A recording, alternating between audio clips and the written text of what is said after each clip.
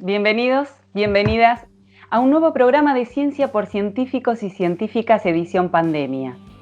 Este contexto nos lleva a hacernos muchas preguntas como seres humanos. Por lo tanto, nos preguntamos qué tipo de ciencia estamos desarrollando, hasta dónde nos trajo y hacia dónde queremos que nos lleve. Como son preguntas muy importantes, nos las vamos a hacer con alguien también muy importante, el ministro de Ciencia y Tecnología de la Nación, Roberto Salvarezza. Bienvenido. ¿Qué tal? Un gusto estar con ustedes. Roberto, nos preguntamos cuán importante es para un país venir invirtiendo en ciencia a la hora de enfrentarse a acontecimientos tan impredecibles como es esta pandemia. Bueno, la pregunta tiene múltiples aristas, ¿no? En primer lugar, es necesario que la ciencia tenga una mirada, yo diría, de ser pensada como un instrumento de transformación de la sociedad, un instrumento que nos permita alcanzar una sociedad en la cual nuestros ciudadanos vivan mejor, tengan más seguridad y a su vez tengan más desarrollo. Esa es una mirada, por lo menos la que tiene este ministerio en cuanto a la función de la ciencia. En segundo lugar, entender que la ciencia tiene que estar preparada para responder a múltiples necesidades. Uno puede empezar considerando cuáles son los problemas hoy, pero no puede saber a lo que se va a enfrentar dentro de un año o 5 años, y por lo tanto la sociedad tiene que tener una respuesta en su comunidad científica para distintas problemáticas, algunas no predecibles. Y un claro ejemplo es la pandemia, ¿no? Cuando nosotros empezamos en diciembre, Argentina tenía otros problemas en los cuales focalizar la ciencia. Por ejemplo, nosotros en febrero nos focalizamos en poder aportar a lo que era la emergencia alimentaria de nuestros chicos, el tema de salud, era el tema de Argentina contra el hambre y era lo que nosotros planteamos como ciencia contra el hambre. Pero en marzo el escenario cambió súbitamente y tuvimos que emplear otras comunidades, otros recursos para poder enfrentar la pandemia. Y efectivamente Argentina tiene una comunidad científica lo suficientemente amplia para poder responder a múltiples, yo diría, requerimientos. Y eso ha sido una construcción que ha llevado mucho tiempo, sobre todo en la etapa 2003-2015, donde se hizo un esfuerzo muy grande de inversión en ciencia y tecnología, donde crecimos mucho en recursos humanos. Todavía nos faltaba para alcanzar los países más desarrollados, pero invertimos mucho, crecimos mucho en recursos humanos, y eso, a pesar de 4 años de retroceso, nos permitió poder responder en esta emergencia de múltiples maneras. Bien, entonces nos interesa pensar en las vacunas porque venimos con muchas novedades respecto de Pfizer, Moderna, la Sputnik, y también hay una vacuna argentina. ¿En qué etapa está la vacuna argentina y si se va a seguir desarrollando o invirtiendo en su desarrollo a pesar de que lleguen primero otras? Bueno, vos sabés que la pandemia llega acá en marzo, en el hemisferio norte había empezado bastante antes, en diciembre, con los primeros casos en China, y la carrera por la vacuna salió, yo diría, con una ventaja, con más tiempo por parte de los países del hemisferio norte. Sin embargo, Argentina también apostó a adquirir capacidades, porque aquí se trata de adquirir capacidades, y sí estamos con 2 proyectos que están en fase 1, que es el de la doctora Casataro en la Universidad de San Martín, investigadora del CONICET, y también la Universidad del Litoral, que tiene otro desarrollo también con investigadores del CONICET y una empresa de base tecnológica. Esto hace que Argentina vaya adquiriendo capacidades en lo que es el diseño de vacunas.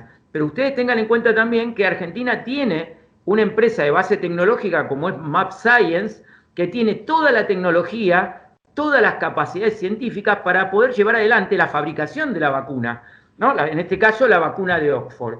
Y eso también es un punto muy importante. No en cualquier lugar del mundo se puede construir una vacuna porque se requiere toda una tecnología de altísimo nivel. Y justamente la planta de mAbxience fue inaugurada, si ustedes se acuerdan, en febrero por el presidente de la Nación, y es una planta que no tiene nada que envidiar a las mejores del mundo. O sea, tenemos que recorrer desde el punto de vista científico el desarrollo para poder poner en valor nuestras capacidades para hacer las vacunas, pero también ya tenemos las capacidades tecnológicas para hacerlo. Argentina apostó en toda esta etapa a otro tipo de desarrollo, como fueron los kits de diagnóstico, los elementos de protección, fármacos que ahora están en fase clínica terminando, ahora en noviembre. Entonces, esa fue la apuesta porque era la ventana de oportunidad, ¿no? Porque nos llegaba, ¿se acuerdan ustedes? En marzo, y el escenario era, bueno, el pico de la pandemia llega en mayo o junio. Eso se fue demorando por la cuarentena, por las medidas que se tomaron, y finalmente arribó más tarde, pero en ese lapso de tiempo pudimos desarrollar un montón de estrategias que la verdad que han demostrado que la ciencia argentina está a nivel mundial. Y a pesar de esto y de este impulso, sigue habiendo mucha resistencia, o parece que se hubiera renovado una resistencia antivacunas, unas ideas conspirativas, una desconfianza fuerte hacia el gobierno en general como institución y también hacia las instituciones científicas, ¿no? Hay como un descrédito a la ciencia por parte de algunos sectores. ¿Crees que ahora la divulgación, la comunicación de la ciencia en este sentido se vuelve más importante? Sí, desde ya. Yo creo que tenemos diferentes frentes de batalla contra la pandemia y uno es la comunicación. Efectivamente, es muy importante que los ciudadanos estén informados y la verdad que ha habido un esfuerzo muy grande de lo que son los medios serios de presentar la información científica en forma correcta. Sin embargo, lamentablemente hubo también algunos sectores que utilizaron o yo diría pusieron en juego la política en medio de la pandemia, ¿no? Grupos antivacunas, ustedes saben que existieron antes. De hecho, yo estuve como diputado en la Comisión de Salud del Congreso Nacional en el periodo 2007, 2018 y 2019, y durante esa etapa había grupos antivacunas que se acercaron a la Comisión de Salud. O sea que no son nuevos, pero lo que llama la atención es que se utilicen políticamente esos grupos para crear una sensación de inseguridad, tratar de presentar las vacunas como una opción ideológica, como un lugar de enfrentamiento, y la verdad que uno esperaría que toda nuestra sociedad y la clase política estuviera apoyando para dar confianza y que el mayor número de nuestros ciudadanos se pudiera vacunar. Porque eso implicaría que estamos protegiendo no solo a nuestras familias, sino a los demás. Creemos que va a haber yo te diría, un seguimiento de la política pro vacuna. Vamos a tener, esta sociedad está acostumbrada a vacunarse, la sociedad argentina. Normalmente en las campañas de vacunación tenemos un 90% de éxito. La verdad que tenemos toda una larga tradición de aceptación de la vacuna para proteger a nuestros chicos. Creo que esto no va a prosperar, pero sí es un llamado a atención sobre algunos sectores que están utilizando la vacuna, lo que es las opciones sanitarias, como una herramienta política, y esto es muy preocupante. Hay un llamado de atención también en relación a la ciencia con la sociedad, bueno, en relación también a las ciencias sociales, por ejemplo, digo, si se vuelven en este sentido más relevantes, siendo que por ahí al principio hubo algunas críticas por haber tal vez subestimado el aporte que podían hacer las ciencias sociales a la resolución de la pandemia. Bueno, las ciencias sociales fueron consultadas desde un principio. Acuérdense que el primer informe que se hizo, un informe muy extenso, fue aproximadamente a fines de marzo, ya cuando recién comenzaba esta etapa, y en muchos casos las ciencias sociales predijeron las dificultades que iban a ocurrir, ¿no? El tema de que ya se vislumbraba que la cuarentena iba a ser muy larga, se vislumbraba que iba a haber problemas para la población para seguir una cuarentena muy prolongada, y también, sobre todo, la dificultad de llevar adelante una cuarentena en los barrios y en los sectores más vulnerables de nuestra población. Entonces, creo que desde un principio hubo una mirada muy interesante, muy importante. También se trabajó sobre la situación de los trabajadores de la salud, el tema de cómo percibían ellos que estaban enfrentando una incógnita, ¿no? Porque en marzo todavía el virus se miraba en Europa, pero todavía aquí no había pegado con la intensidad que llegó. La verdad que todo esto sirvió para dar elementos a lo que es la política, para que fuéramos razonando, pensando cómo veía la sociedad o cómo vislumbraba la sociedad. Las ciencias sociales fueron muy útiles, hicieron varios informes, muchos de ellos son disponibles, están en CONICET, están en las páginas web de los institutos. Hay un aporte importante y finalmente terminaron incorporados en el grupo a los cuales consulta el Gobierno Nacional. Bien, sí, hacia el final se hizo un poco más visible. Algunos expertos y expertas tanto de las ciencias sociales como de las exactas o de la biología vinculan el origen de la pandemia a los modelos de producción que tenemos como sociedad, que bueno, son incompatibles con la vida en la naturaleza, destruyen los ecosistemas y hace que ingresen virus que normalmente no deberían ingresar en la sociedad, en la vida urbana. ¿Cuál es la visión de la ciencia, del Ministerio de Ciencia en relación a este problema?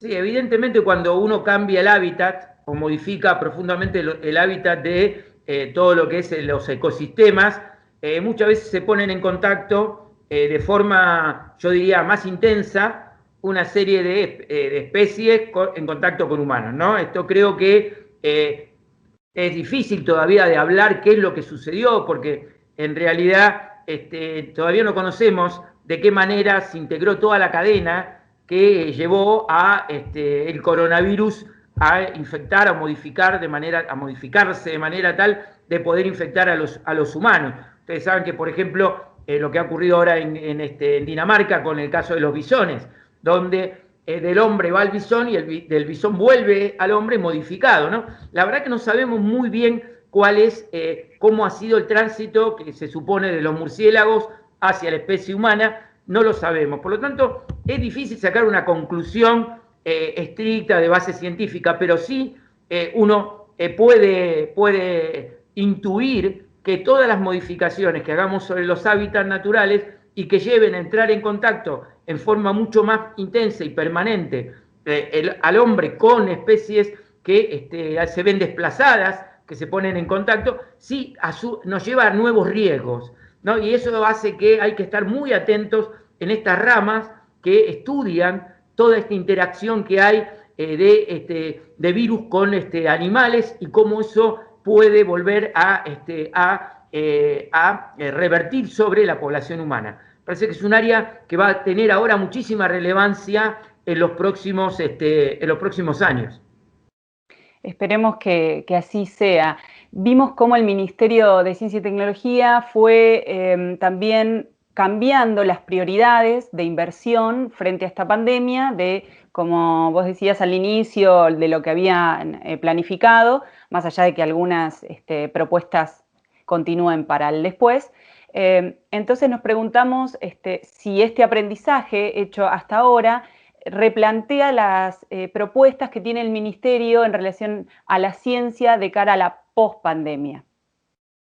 Yo no diría que las modifica, sino que las refuerza. Nosotros creemos que la etapa 2003-2015, que fue, ustedes saben, en 2013 el sistema científico estaba muy golpeado después de la crisis del 2001. Toda la etapa que se cumplió entre 2003 y 2015 sirvió para reforzar el sistema de ciencia de la Argentina. INTA, INTI, CONICET, CONEA, todos los organismos de ciencia, las universidades tuvieron una inversión. Eso nos dio capacidades, pero evidentemente faltaba una segunda etapa, que era que esas capacidades pudieran ser puestas a resolver problemas concretos de la población. Y eso fue lo que sucedió en la pandemia, y era también el objetivo que nosotros teníamos. Me refiero a que parte de nuestras capacidades estén destinadas a resolver problemas concretos. Yo te había comentado que en febrero nuestro desafío era aportar a tener nuestros chicos con mejores alimentos, con mejores mejores posibilidades de salud en base a desarrollos científico-tecnológicos. Ahora apareció el tema pandemia y salimos con la misma óptica. Y en esta nueva etapa es muy importante la interacción que hubo, no solo entre organismos de ciencia entre sí, a veces es difícil poner a trabajar muchos organismos de ciencia juntos, me refiero a universidades con CONICET, INTA, INTI. La verdad que hubo un autoensamblado. Las instituciones se pusieron a trabajar en forma conjunta con mucho dinamismo, pero también con el sector privado, porque había que llevar desde un prototipo de laboratorio, había que llevarlo a la producción, había que poder producir cientos y miles de dispositivos de diagnóstico, por ejemplo, cosa que se hizo. Hoy en día hay más de 1,5 millones, probablemente estemos ahora cerca de los 2 millones de kits de determinaciones de diagnósticos hechos en nuestro país. Los elementos de protección desarrollados por pymes argentinas en colaboración con investigadores de la Universidad de San Martín, de la UBA. Creo que hay, los ensayos clínicos que se llevaron a cabo, algunos de ellos en UNICEN, en la Universidad del Centro, en el CIBETAN. Creo que hubo muchísima interacción entre las empresas, los laboratorios privados con el sistema científico. Y eso nos dio un aprendizaje muy interesante, con el cual podemos ahora retomar otros desafíos productivos, el tema ambiental. Bueno, tenemos mucho para trabajar en esta idea de financiar toda la ciencia, porque vos lo dijiste al principio, nunca se sabe qué vamos a tener que responder. Toda la ciencia va a ser financiada, pero aparte vamos a poner especial énfasis en aquellas misiones, en aquellos objetivos que nosotros vislumbremos como prioritarios para esta idea de transformar la sociedad, ¿no? Que la ciencia es una herramienta de transformación. O sea, una ciencia más vinculada a lo humano, a la sociedad y a las necesidades de la sociedad, como es el desarrollo productivo. Muchas gracias, Roberto Salvarezza, ministro, por estar con nosotros en este programa. No, por favor, muchas gracias y a disposición cuando ustedes quieran.